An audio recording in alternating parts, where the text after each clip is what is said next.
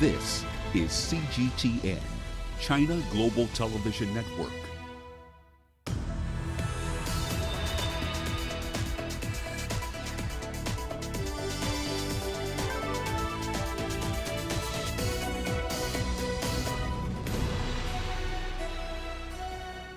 Hello there and welcome to Global Business Africa. We'll be giving you insight into Africa's business and financial markets. I am Uche Okoronkwo, coming to you from Kenya's capital, Nairobi. Let's start with a look at the markets. Our global markets showed further signs of stabilizing today as investors look past a rising death toll from China's coronavirus outbreak to tiptoe back into shares today. However, emerging market stocks did fall. MSCI's index of emerging market stocks down 0.1% on the day as risk appetite declined for the fifth straight session.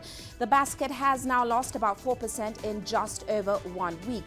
South Africa's JSE entering its first day of gains, on the other hand, up over 1%, and that's after being battered quite a lot this week. Industrials were up almost 2% and platinum miners climbed about 3.4%, but shares in gold miners did lead those advances after the price of the yellow metal inched up today. Now, also coming up on the show, British Airways suspends flights to China as coronavirus infections soar. Vodafone agrees to a $2.4 billion deal for its stake in Egypt with Saudi's STC. And the UK grants Huawei limited role in its 5G rollout. Well, our starting point today is in Europe, where members of the European Parliament have overwhelmingly backed the terms of Britain's departure from the bloc. Now, the lawmakers ratified the Brexit withdrawal agreement by 6-1 votes to 49. That's following an emotional debate in Brussels. The United Kingdom is scheduled to leave the EU this Friday at 11 GMT. Meanwhile, the death toll from the coronavirus has climbed to 133, all within China. More than 100 people have recovered so far, but the total number of confirmed cases worldwide stands at over 6,100. Nearly all of the patients are in China. Tibet is now reporting its first suspected infection. The epicenter is Wuhan, the capital of Hubei province, which has more than half of the cases. About 60,000 people are under medical observation. More than 70 cases are outside China. Thailand has 14 cases. Singapore has 10. Japan has just reported its 8th case. Australia and Malaysia each have 7. The United Arab Emirates confirmed its first known cases, 4 people from one family. Meanwhile, British Airways has suspended all direct flights to and from mainland China. This is after Britain advised against all but essential travel to mainland China due to the coronavirus outbreak.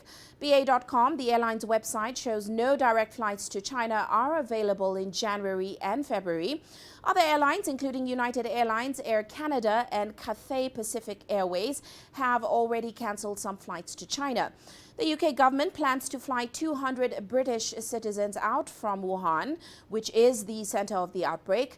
Those returning from other parts of China will not be affected, but have been advised to self-isolate for 14 days. Now, in the fight against the virus, the People's Bank of China is now sending new bills to Wuhan in order to slow the spread of the virus. 4 billion yuan in new currency is being sent to local banks. The Wuhan branch is also withdrawing old bills from its ATMs and disinfecting them with ultraviolet rays and high-temperature ovens before returning them to circulation. The move also aims to guarantee there's enough cash in the city for residents and businesses. Now, of course, China's efforts to control that outbreak are being well received by many leading experts and officials. Some said the country's timely response was crucial.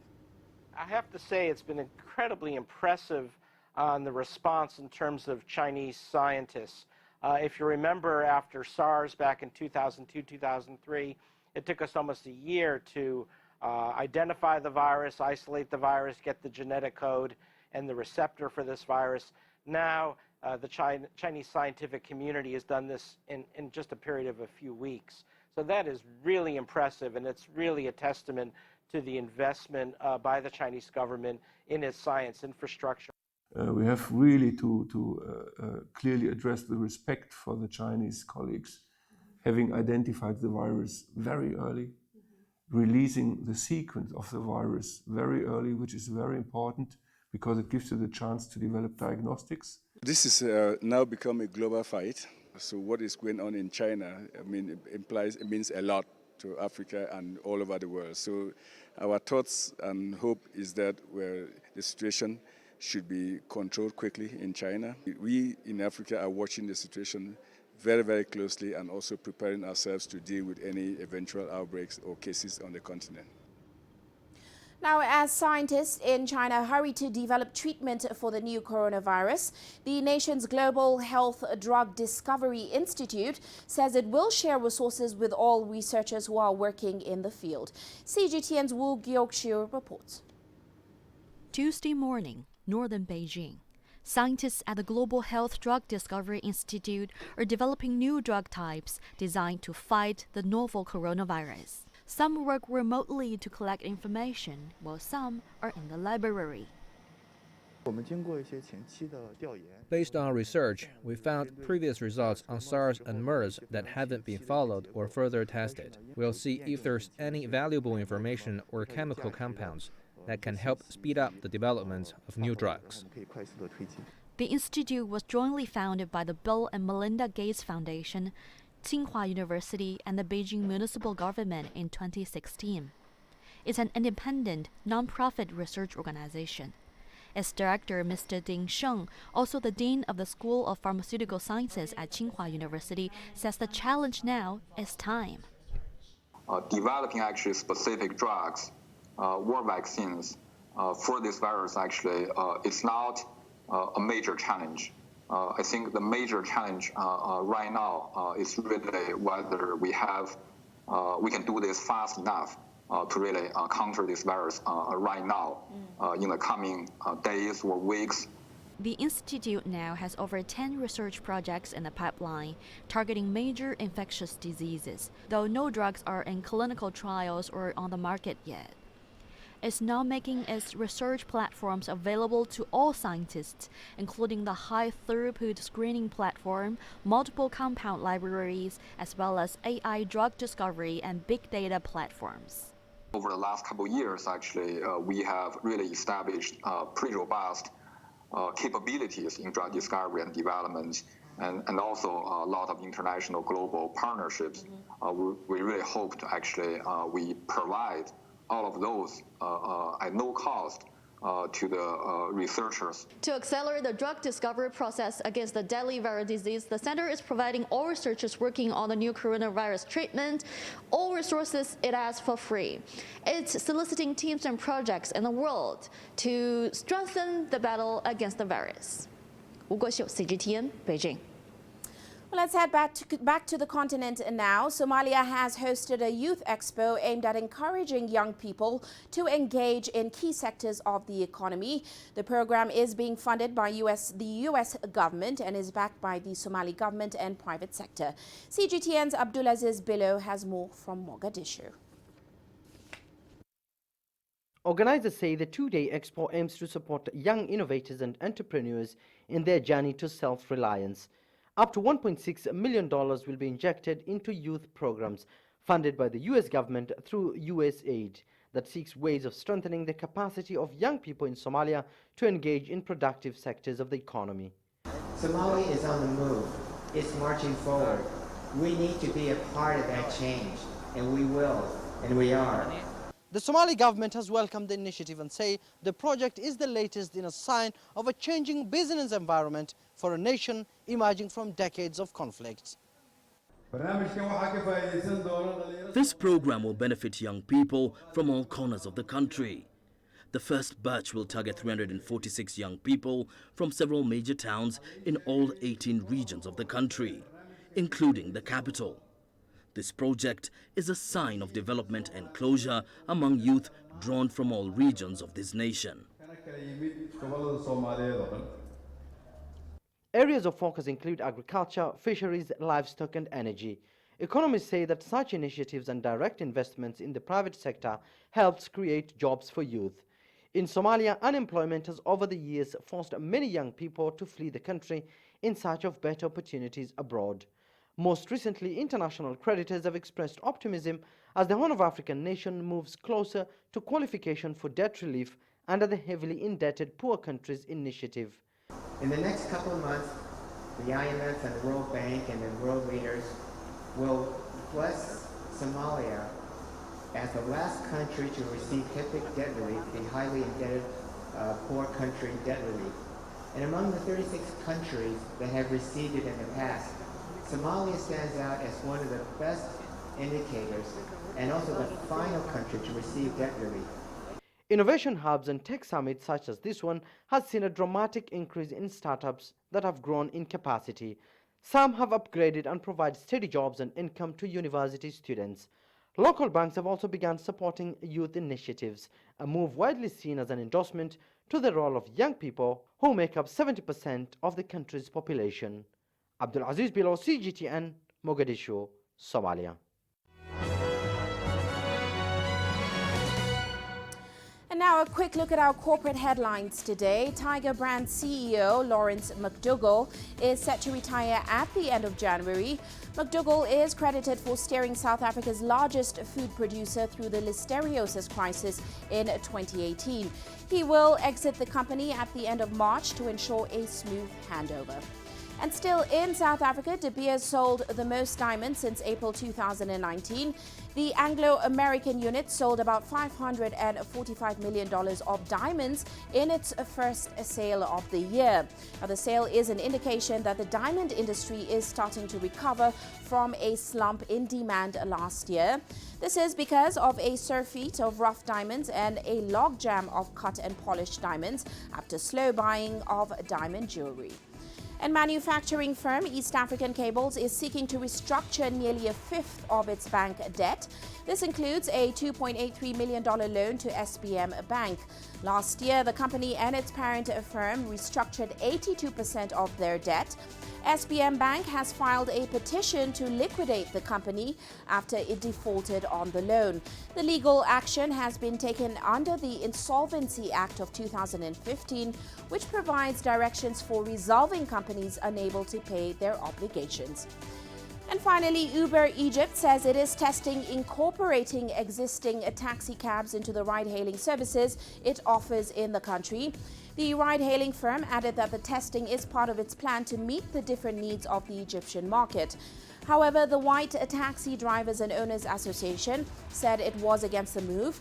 The head of the association says that Uber wants to take a 19% commission without any additional benefit to the drivers. And that's a look at our corporate headlines.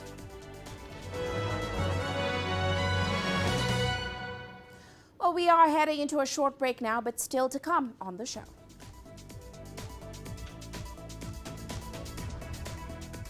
Vodafone agrees to a $2.4 billion deal for its stake in Egypt with Saudi's STC. And East African economies poised for better times in 2020. The world economy as we know it is about to change. Global business reports highlight emerging markets, developing countries, and dynamic sectors worldwide. We feature top analysts and newsmakers to provide perspectives on every facet of business. From an on-the-ground perspective, we provide you with balanced and objective assessments. Fast, sharp, and insightful. Global Business, only on CGTN. Data out of the country. The country's foreign currency reserves. With a dedicated and diverse team of anchors, CGTN now brings Africa to the palm of your hand.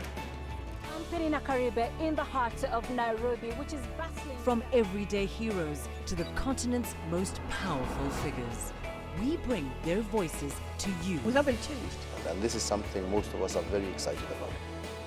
We bring you news that's changing perspectives.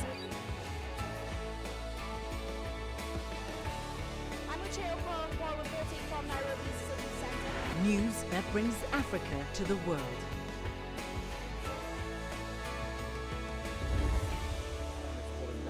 CGTN. See the difference.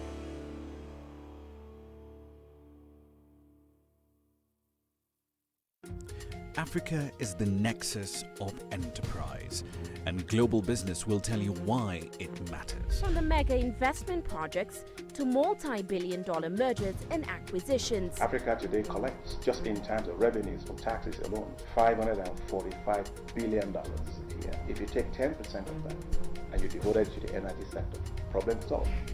All this on Global Business, weekdays at this time on CGTN.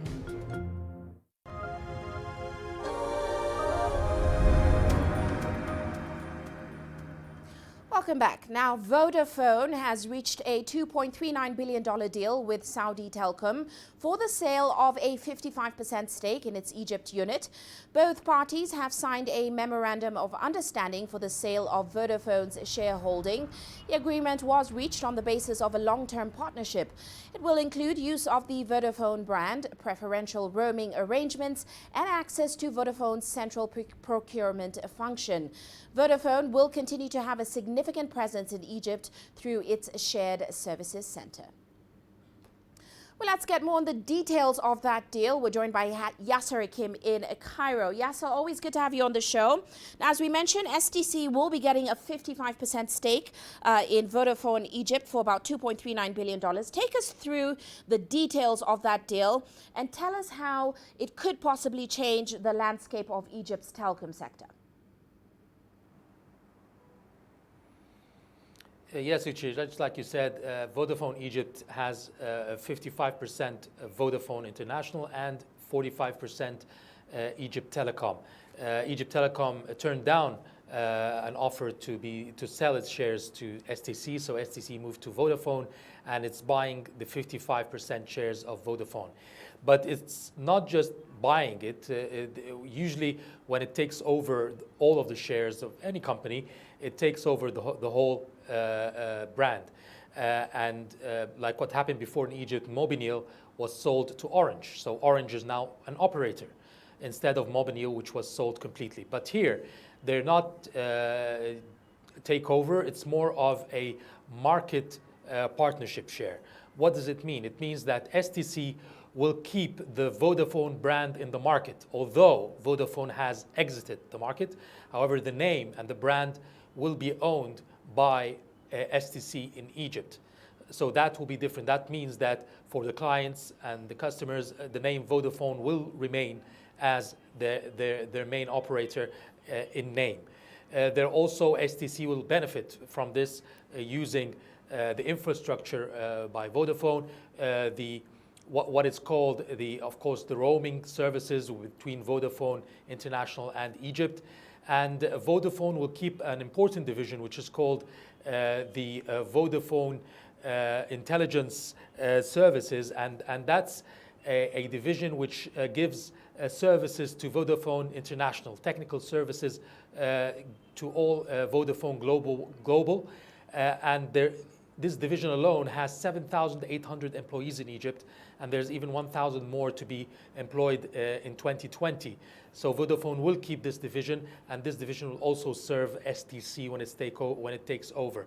So what we will see now is that Vodafone will remain Vodafone Egypt. However, under STC and Egypt Telecom, we won't see an STC taking over and having its own brand in the market. For STC, this is its first, like you say, expansion outside of the Gulf area. In Egypt, it's only been in the Gulf, in Kuwait, Bahrain, and Saudi Arabia. Well, yes, sir. State-run Telecom Egypt actually has a 45% stake in Vodafone Egypt. It has been clear that it has no intention to sell its stake. Now, some have alluded to the fact that this is because it possibly plans to enter the mobile phone market as a fourth operator. Could this be true? It already is, and it has launched what it calls a brand. It's called We, and it's owned by Egypt Telecom. So Egypt Telecom is now the fourth operator in Egypt. It's in its second year at the moment, so still growing. But for Egypt Telecom, Vodafone is the largest operator in Egypt at the moment, and at 1.2 billion euros of revenue in 2019 alone, is seen as a profitable investment. So Egypt Telecom had decided not to sell its shares and to keep it, saying that it's giving it good revenue, and therefore there's no need to sell at the moment, especially that its own operator, the state-owned Egypt Telecom mobile operator, which is still new, has not yet taken a huge share in the market, still new, still growing, so is not seen yet as strong enough to be independent, so that the government would sell its stake in Vodafone and put it into we. So at the moment for Egypt Telecom, according to its CEO, he said that on the medium term, there are no plans to sell its stake at Vodafone Egypt. Well, what has Telecom Egypt's progress been like growing its market share in Egypt? Because as you said, it did say it will consider selling its stake in Vodafone only when its own market share grows. So what's its progress so far? What's the progress of we? No, the progress for we is that it's the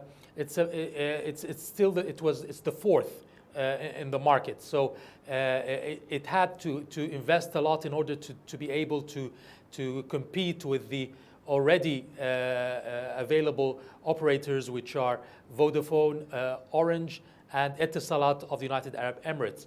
So it came in with lower prices because it's state-owned, so it has some good prices and offers to give to the clients to attract more clients.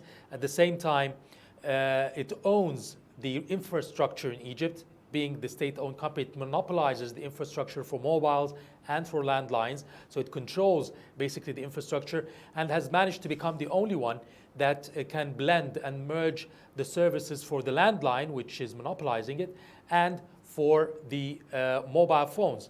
At the same time, it is also trying to increase its facilities concerning the internet, the ADSL in Egypt, which has seen an increase in the last year of 24% increase in demand by clients, rather than the mobile lines, which has dropped by 9%.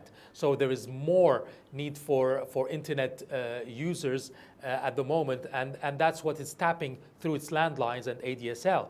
At the same time, Vodafone has decided to exit now because it sees the expansion to be more in Europe and sub-Saharan Africa, according to a statement from Vodafone, and that it wants to put all its investments in Europe and sub-Saharan Africa. The sale, $2.39 billion, has helped also to pay up some of the debts on Vodafone International. So it's seen as a move forward for Vodafone to expand in other regions rather than Egypt only.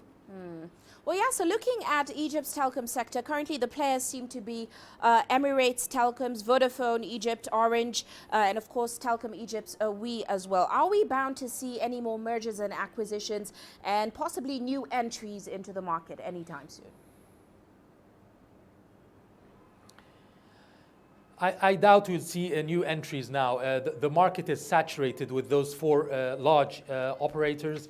We're talking about around 95 million lines, mobile lines in the market at the moment. In the last 5 years, there has been an increase of 2% per year, except the last year, 2018, 2019, we've seen a drop of 9%.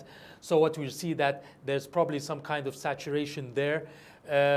Like I said, there's a more inclination to go into the internet, using ADSL more, especially with the economic situation, with the pricing, the cost of mobile phones and cost of having a mobile line is higher. So more people are moving towards internet and Wi-Fi. So this is the trend at the moment. And even landlines have increased by 24% in the last year. And that's due to Egyptians wanting to establish a landline at home so that they can have their own ADSL internet network at home. So this is the trend at the moment. It's according to feasibility studies. I don't think it's feasible to have a fifth company or operator in the market at the moment. The four are competing, and I think that's enough for the market for any user again. Well, as always, many thanks for your insights, Yasser. That's Yasser Hakim joining us there in Cairo. Well, let's head to South Africa now. The country's state utility Eskom has scaled back power cuts. The move comes after the debt-laden firm brought some generating units back online. Now, Eskom, however, says that the system is still vulnerable due to breakdowns. Eskom generates more than 90% of South Africa's power, but the electricity firm has been described as the most serious risk to Africa's most industrialized nation. This is largely due to its over $34 million debts, mostly government-backed. Eskom's latest round of power cuts is also a reminder of how South African cash-strapped state firms have become a major stumbling block to President Cyril Ramaphosa's plans to turn around the country's economy. In the meantime, East Africa is holding an economic torch for the continent, even as a global recession gathers momentum. That's according to a recent report by the Institute of Chartered Accountants in England and Wales. However, there is a catch. The data projects a slowdown in the region's economic growth to 6.1% this year. That's compared to 6.3% in 2019. This means that EAC countries will be facing another challenging year of balancing their budgetary books. This amid a sluggish private sector, flattening FDIs amongst others. 2020 also finds the region saddled with debt to the tune of $100 billion, a widening budget deficit in most countries, and expanding current accounts, and that's as governments undertake mega projects. Now, avocado imports have been rising around the world, mostly due to demand from the European Union and the United States. But recently, China's appetite has been on the rise. This is forcing African states like Uganda to open up large expanses of avocado farms in a bid to cash in on this. From Kampala, here's CGTN's Michael Baleke. Uganda's new green gold. Avocado is a tropical evergreen fruit tree found in most home gardens in Uganda. As the world strives to eat more healthily, the demand for the fruit is picking up, and local farmers are shifting away from less profitable crops to the highly valued avocado. Avocado has been discovered to be the most complete fruit on earth. It is the only fruit that has monounsaturated fats. It is food.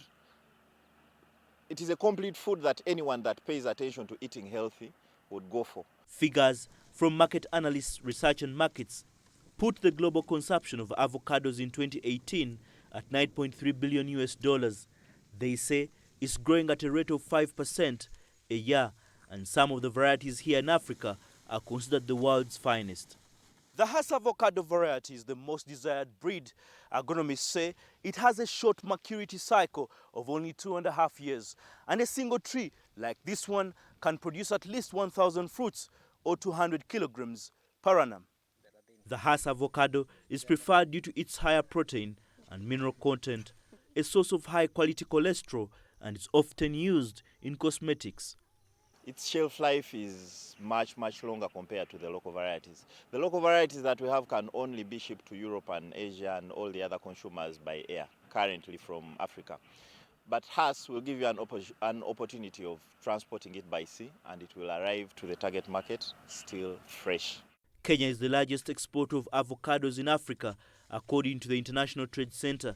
But Uganda is hoping to catch up, taking advantage of year-round seasonality to grow the fruit. The country is hoping to capitalize on growing demand in markets like China, as well as a decline in production in countries such as Mexico and South Africa. Here in Uganda, we are receiving a lot of rainfall, so we're having a wet season that is well spread throughout the year. Even the very tough times like January, February, we are always receiving rains maybe twice in a month, which makes it really okay with avocados. Uganda's target is to plant 500,000 hectares of avocado trees. Several agribusiness companies have already started setting up nurseries to support farmers with high-yielding plants. The plan is expected to help the country raise revenues and grow its export market. But higher prices will also provide a boost to smallholder farmers. Michael Baleke, CGTN, Kampala, Uganda. Now in Tunisia, a startup aims to help beekeepers monitor the temperature, humidity and quality of bee humming in order to protect their hives. The app works by sending alerts to the user, describing the problem so as to prevent it from escalating. With more on this, here's CGTN's Daniel Arap-Moy. Honey is secondary. Bees, aside from producing the sweet, sticky stuff, are an essential ingredient to global agriculture for their pollinating prowess. But climate change and disease continue to strain their ability to do the job. Hoping to now change this buzzing problem is Khalid Boshusha. Boshusha founded Iris Technologies in 2016 and developed an electronic device called Smart Bee. The idea came to Boshusha in 2011 when his father, a beekeeper, lost a number of his beehives in a heat wave.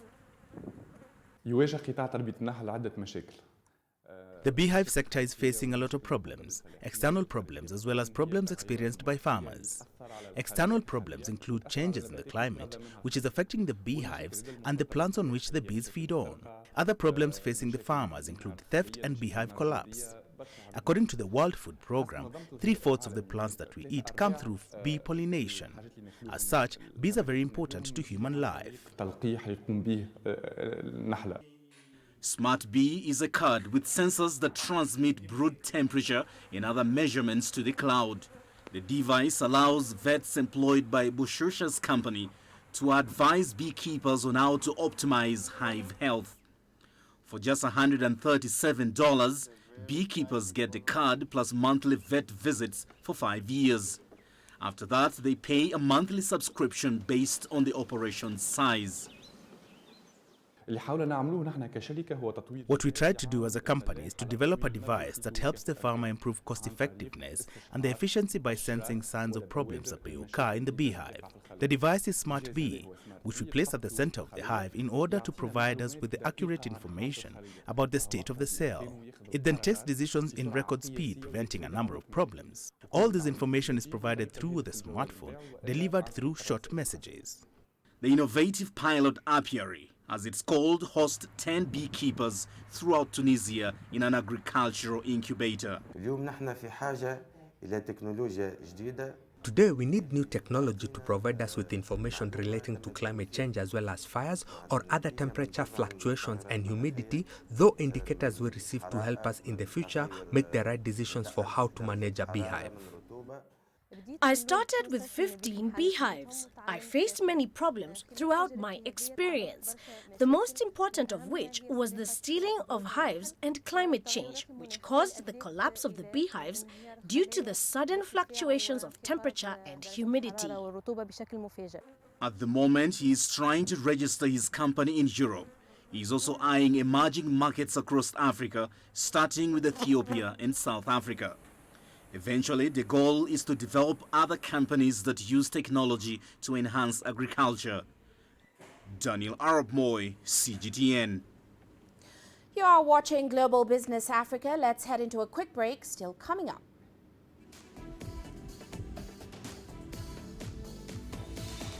The UK grants Huawei a limited role in its 5G rollout. And we bring you more on a Brazilian initiative which exchanges recyclable trash for food.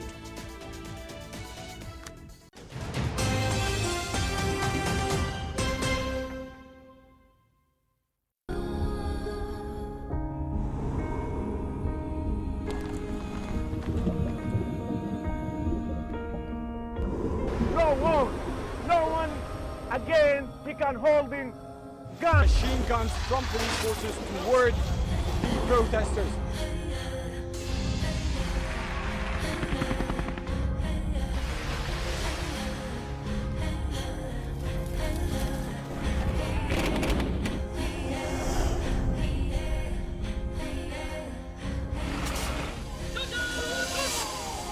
Were you worried about your life at that particular time? Not at all. What is your assessment of the state of the continent today? Africa has the potential to power itself. Excuse me.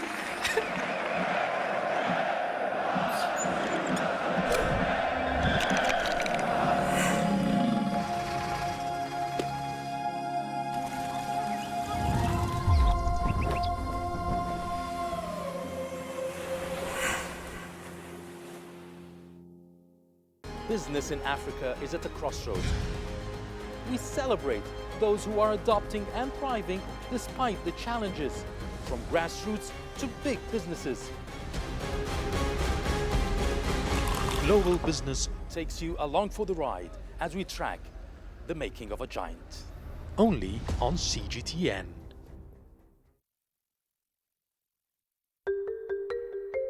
How will your world change today? What happens here? What happens there? Or what you make happen for yourself? If it matters to you, it matters to us too. Your stories are the stories that need to be told. Africa Live. Find your voice.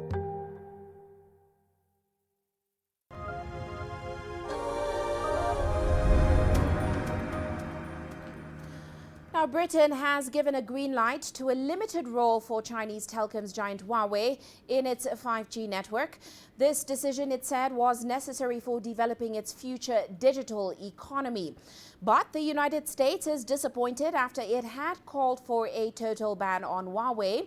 The US insists there was no safe option for untrusted vendors to control any part of a 5G network. 5G offers almost instantaneous data transfers, and Washington isn't easy on who controls that data. London's announcement came as US Secretary of State Mike Pompeo prepared to meet British Prime Minister Boris Johnson for talks. They are likely to focus on Huawei and post-Brexit trade. The United States had threatened to limit intelligence sharing with London in the event of Huawei winning the UK bid. So certainly the US politicians have made some bold threats over the last couple of weeks, but I think this storm will blow over. Firstly, 5G is evolutionary, not revolutionary technology. This means that 5G builds on top of legacy infrastructure such as 4G, 3G. So for me, there are existing cybersecurity measures in place, such as network segmentation, software management, that still apply. Now, the EU will also not ban any Chinese telecom giant Huawei or any other company in Europe. That's despite intense pressure from Washington to shun the firm over spying fears. The European Commission, the EU's executive arm, will officially unveil recommendations to member states. A study conducted for the European Commission reveals that the European Union's goal is to release a 5G in at least one major city in each member state this year. 5G, or the fifth generation mobile network technology, represents a technology network revolution and is likely to have a significant impact on our lifestyles, propelling us into the era of connected objects. While 4G is based on the use of longer airwaves, 5G uses millimeter waves, super high frequencies in theory, capable of multiplying the speed by 20. The result? No more buffering while watching a video, and downloading of a gigaoctet file will take just a few seconds against the several minutes experienced with 4G. The great promise of 5G is the virtual disappearance of latency, or the delay between the sending and receiving of information. This will make possible the development of e-health, smart cities in many fields, refuse collection, for example, the increased use of autonomous and connected vehicles, and the digitization of factories. Because it can accept many devices, 5G may also usher in a boom in smart devices and smart sensors. However, there are challenges. Although 5G will result in an explosion in data generation, questions of security will be high on the agenda, especially as the architecture of 5G network is more difficult to protect than its predecessor. In addition, millimeter waves are short. They have limited range and penetration. The network will also require very many transmitters that will target each and every user thanks to special cells which can't track his or her every move. To experience 5G, routers or a 5G-compatible smartphone will be required. Beryl Oro, CGTN. Well, let's discuss this decision further with Lucy Hoff. She joins us now in Brussels. Lucy, great to have you on the show with us. Now, what do we know so far about the talks with U.S. Secretary of State Mike Pompeo? Of course, given the fact that he himself had warned that the U.S. won't be able to share information with nations that allow Huawei in their 5G networks. Well, yes, the Secretary of State, the US Secretary of State, Mike Pompeo, is en route to London for a two-day visit where, of course, he will meet the UK Prime Minister Boris Johnson. There has been quite a measured response from him so far to the UK's announcement that it doesn't intend to go ahead with a blanket ban on Huawei and instead will allow it limited access. He said, the Secretary of State, Mike Pompeo, has said that he hopes Britain will look again at this decision and reconsider. But the White House said it doesn't yet know whether there will be any impact on US-UK intelligence sharing. Well, some U.S. officials are actually urging the U.K. to reconsider the decision. They actually say it will be an obstacle to a post-Brexit trade deal and possibly security cooperation going forward. So, Lucy, how much has this decision from the U.K. impacted the relationship with the U.S.? Well, certainly the US, there has been strong words from them in recent weeks, but the UK is hoping that it's seen the worst of the US reaction. As I say, there has been this muted reaction from Mike Pompeo, and we know that UK Prime Minister Boris Johnson spoke to US President Donald Trump on the phone on Tuesday, and he reiterated the need for these like-minded countries, the UK and the US, to cooperate on the development of competitors to Huawei. That was the emphasis of Boris Johnson's conversation with Donald Trump. Certainly, they are hoping that they've seen the worst of this reaction. And in fact, the US might see that because of the UK's decision to allow only limited access, this might not generate such a strong reaction from the US. And perhaps it will stand back from some of those more threatening words about the impact on any future trading agreement. Well, the UK has, or rather the decision has some critics within the UK. Some say it leaves many concerns about national security going forward. Are there the objections to this decision enough to influence it going forward? Well, Boris Johnson seems fairly steadfast. He had opposition even from within his own cabinet, from his own Defence Secretary, Ben Wallace, who was highly opposed to this. But nonetheless, Boris Johnson has gone ahead with this. And we have had today the announcement from the European Union, an arrangement that really mimics the decision taken by the UK in many respects. Not a blanket ban on Huawei, but rather limits on the extent to which Huawei can be involved in 5G networks here, limiting its access to core networks, the really sensitive parts of critical infrastructure. And it does appear that has placated some of those more vocal critics in the UK and in the EU. We're seeing countries like Germany. We know that Chancellor Angela Merkel is also not opposed to, is opposed to a blanket ban, is also supportive of a more tentative rollout of a limited access of Huawei to non-core periphery infrastructure. So it does appear that both the UK and the EU are proceeding on similar structures in terms of the rollout of the EU, of the rollout of 5G in the Europe and the UK in the coming months. Well, many thanks for your insights there, Lucy. That's Lucy Hoff joining us there in Brussels. Well, let's turn our attention now to Brexit. The UK is one step closer to leaving the European Union with the withdrawal agreement bill now signed into law. Later today, the European Parliament is expected to ratify the measure, ensuring that Brexit becomes a reality. CGTN's Michael Voss reports from Brussels. When Britain's flags come down in Brussels on Brexit night, one will go on display at the nearby Museum of European History. The UK's 73 MEPs will also become history. For some it's a victory, for others a disaster. I think Britain has had a really strong influence here. We've been a big player. I mean, we've always been slightly difficult. We've wanted opt-outs. We've wanted to do things differently. We've wanted to always be the special case. But in a way, they quite like that. You know, Britain is quirky and likes to do things its own way.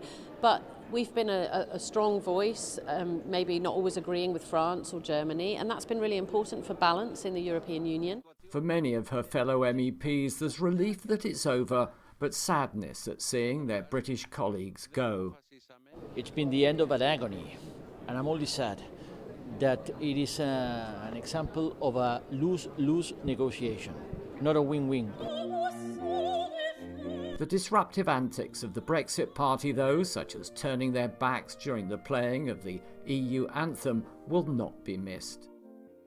Not sorry of putting an end to this hypocrisy unbearable of some British MEPs which have made a big business of opposing the European ideal. Britain has traditionally played a very active role in trying to shape EU policy, including in areas such as free trade. Many now wonder how the EU might change without a British presence here. Trade is one area of concern, with fears here that Britain could become a low-tax competitor on its borders. Security is another issue. Almas Payet sits on the EU Parliament's Security and Defence Committee. We just all are following what's going on once again in the Middle East. And here again, I guess from Europe's point of view, also full cooperation with the UK, with the rest of Europe is absolutely important, be it this issue of our common security or any other. It's taken Britain 3 years of bitter internal debate to finally agree to leave the EU. Now the negotiations over its final trade and other relationships could prove equally challenging. Michael Voss, CGTN, Brussels. Meanwhile, Apple has reported sales and profits for the holiday shopping quarter that are above Wall Street expectations. The profits were powered by a rise in iPhone sales for the first time in a year. A soaring demand for add-ons such as AirPod wireless headphones has also boosted its earnings. Apple executives have set a new target of 600 million paid subscribers on its platform by the end of 2020. But the company is closely watching its services business segment, which missed Wall Street's targets. Apple's share price has more than doubled since Cook warned a year ago that the company was likely to miss financial targets for its biggest sales quarter of its fiscal 2019. The company also made a push into paid services, rolling out a credit card with Goldman Sachs and subscription gaming and television services last year. And to Brazil now, a Sao Paulo suburb has created a program to let people exchange recyclable waste for fresh fruits and vegetables. Our reporter Paulo Cabral wants to see exactly how it works. The family of Vânia Coutinho is always on the lookout for recyclable materials. I bring recyclables from home, from the bakery in my street. I've also spoken to the owner of a garment workshop in our neighborhood that gives us recyclable waste. Wherever we see recyclable waste, we collect it. Every 15 days, a truck sponsored by the city of Santo André in São Paulo's outskirts comes to their community to exchange recyclables for food. In the Moeda Verde, or Green Coin project, every 5 kilos of recyclable waste is worth 1 kilo of fruits and vegetables. Now I have to shop for fruits and vegetables in the market only every 2 weeks because also the trunk comes here for the exchange. The mayor of Santo André says the city spends less money for the food and the logistics of the program than it did to remove this waste from the communities. We thought of this program because we are spending too much to clean up these communities, and this is a way to show the people the importance of recycling. So beyond other benefits, like getting the communities involved, this is also a good initiative from a financial point of view. As you see, it's not a big investment of money. All the recyclable materials collected in the program are destined to waste pickers cooperatives here in the city of Santo André. So all this trash turns into money for their families. About 60 people work in this recycling cooperative. They get the material at no cost, and the revenue is evenly split among the workers. Here we are making money and also helping to clean up the environment and avoid the spread of diseases, for example. According to Santo André authorities, the Green Coin project has already collected in 2 years almost 250 tons of recyclable waste in exchange for fruits and vegetables, helping to keep the city cleaner and providing its people with access to healthy and fresh food. Paulo Cabral, CGTN, Santo André, São Paulo. And on that note, let's take a look at how commodities performed today. Most commodities, which of course depend on global growth and demand, have been caught in the crosshairs of the coronavirus spread. China, of course, is also the world's biggest buyer of most of these commodities. Now, as a result, investors are rushing to safe havens now. Gold prices continue to climb. Traders say the main trend in gold remains bullish, with a short-term correction seen in the last few weeks seemingly over now. It may even hit a new 7-year high in the next few weeks. Platinum prices, on the other hand, falling almost 2% today. Oil prices rose. Oil prices rose for a second day, recouping some losses after a 5-day rout. Now, talk that OPEC could extend oil output cuts if the coronavirus hurts demand are certainly not helping prices, but data showing a decline in U.S. stockpiles did help steady those prices. Let's take a short break now, still to come.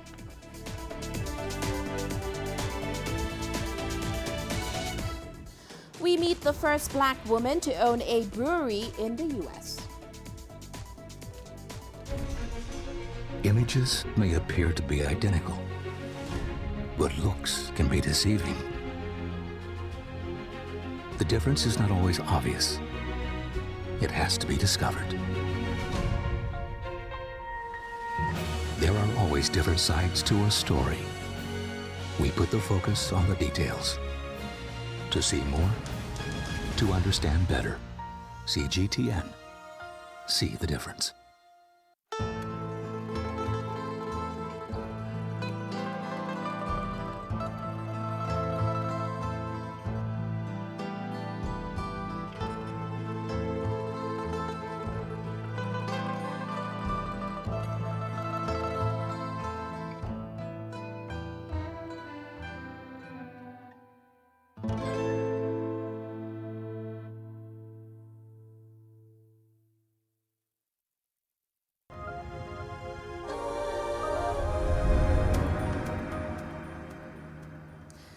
Now, in its 4-decade history, America's craft beer industry has remained a predominantly affluent white male industry.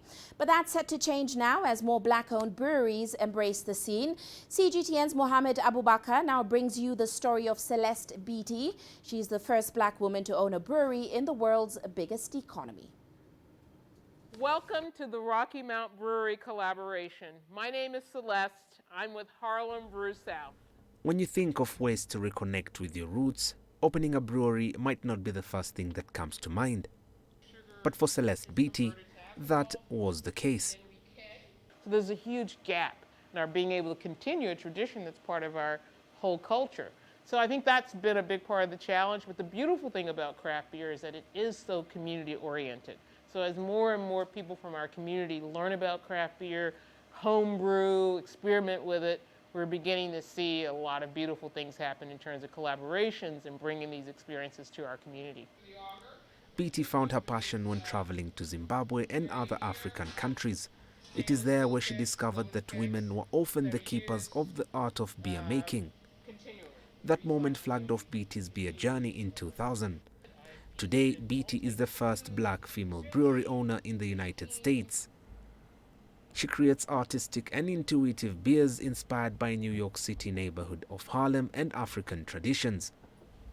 Like our beer, the Harlem Renaissance Wit, it has grains of paradise in it, which is an African spice.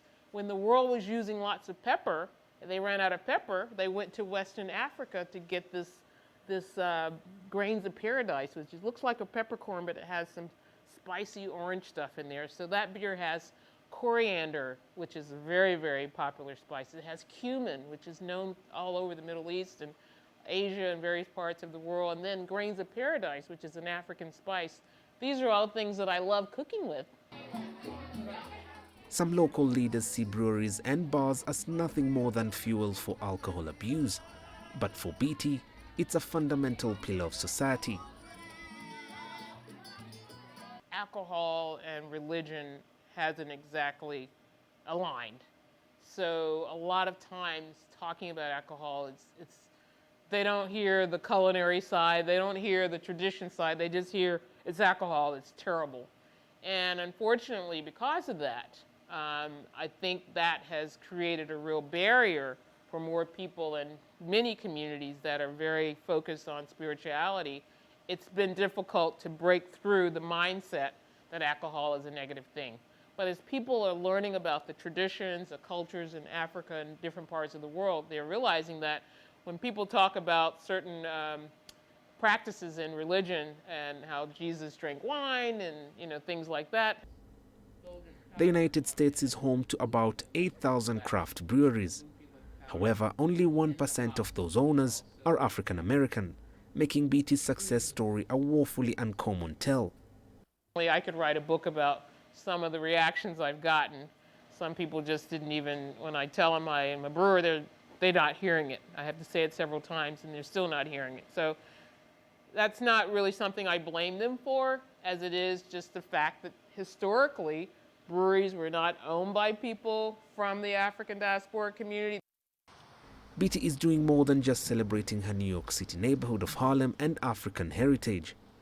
Her presence solely in the industry represents a rich experience that many minority groups rarely have access to. Mohammed Abubakar, CGTN. And moving on now, it is still Spring Festival time for Chinese citizens who are leaving overseas in South Africa. According to Chinese tradition, the Chinese rice wine made of sorghum called baijiu takes center stage at the dining table during the festival. Now, although primarily enjoyed by the Chinese living in South Africa, now local residents have acquired a growing preference for the traditional drink. The promotion of the Chinese rice wine Mao Tai is taking center stage at the Cape Town International Convention Center exhibition. And this has attracted quite a number of South African guests keen on the wine tasting. Once you've tasted it, as it goes down, it's wonderful, but you have this awesome rice taste which floods your mouth with a wonderful flavor.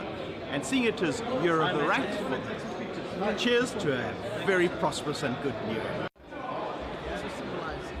In order to accommodate the taste of South Africans, the organizers mixed the Chinese rice wine with some soft drinks to make a cocktail to test the market.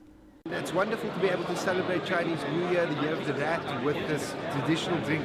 It is amazing. I've tasted some of it. Some of the cocktails are really, really good looking and they taste great as well. So yeah, congratulations to the Chinese on their New Year. Those bored of repeated servings of their traditional drinks have a new reason to say cheers as China's Mao Tai makes its way into the South African market. Beryl Oro, CGTN. Well, before we go today, let's take a quick look at Africa's currencies. Kenya's shilling firm today with inflows from diaspora remittances meeting end-month dollar demand from merchandise importers and, of course, its energy sector. South Africa's rand was slightly weaker today with investors still focused on the coronavirus outbreak. It, of course, has been the second worst performing emerging market currency over the past month. Well, that's it for this edition of Global Business Africa. Remember, you can send your feedback to the contacts on your screen. You can also follow us on our various digital media platforms. For me, Uche Okoronkwo, and of course, the rest of the team, thanks for watching.